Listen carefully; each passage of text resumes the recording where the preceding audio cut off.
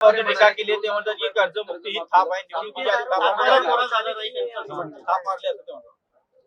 खरं म्हणजे काय खरं म्हणजे मी सांगू का, ते एकदा म्हणाले होते बजेट मधलं काय कळत नाही मला, बजेट समजत नाही, बरोबर आहे ना. त्यामुळे त्यांनी बजेट वाचलं पाहिजे खऱ्या अर्थाने.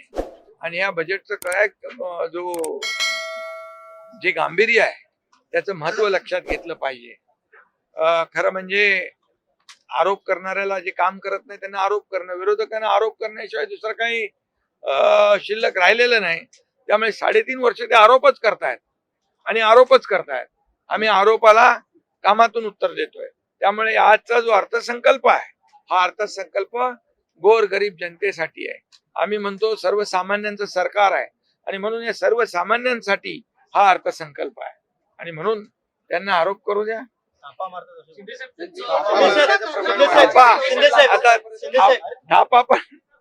थापा पण आता त्यांच्याकडे नाही, तो आमच्याकडे आलेला आहे.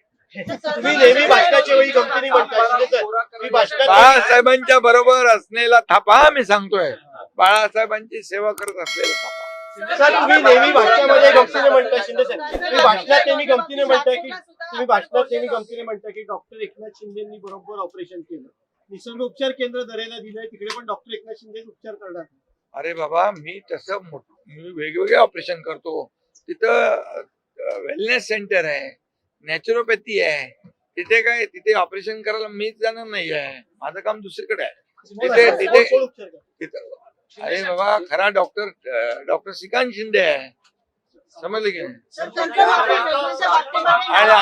आणि तुम्हाला त्या वेलनेस सेंटर मध्ये विरोधकांना देखील आम्ही तिकडे बोलवू, त्यांचा पण जो मानसिक ताणतणाव आहे तो देखील कमी होऊन जाईल.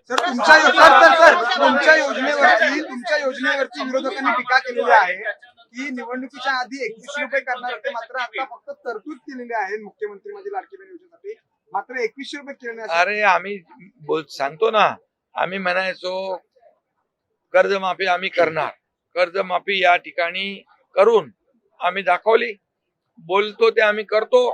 प्रिंटिंग मिस्टेक म्हणणारे आम्ही नाही. आणि आज कर्जमाफी झालेली आहे.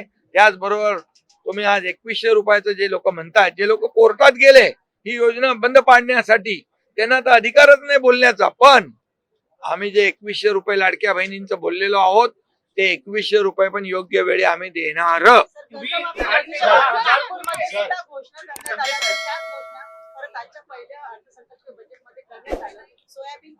30 सप्टेंबर 2025 पर्यंत ज्यांची कर्ज थकबाकी आहे त्यांना 2 लाखापर्यंत कर्ज माफ करण्याचा निर्णय झालेला आहे.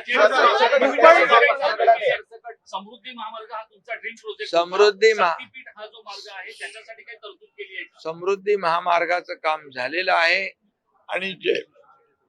आणि जे शक्तीपीठ आहे त्याचं जमीन अधिग्रहणासाठी, लँड ऍक्विजिशन साठी तरतूद झालेली आहे.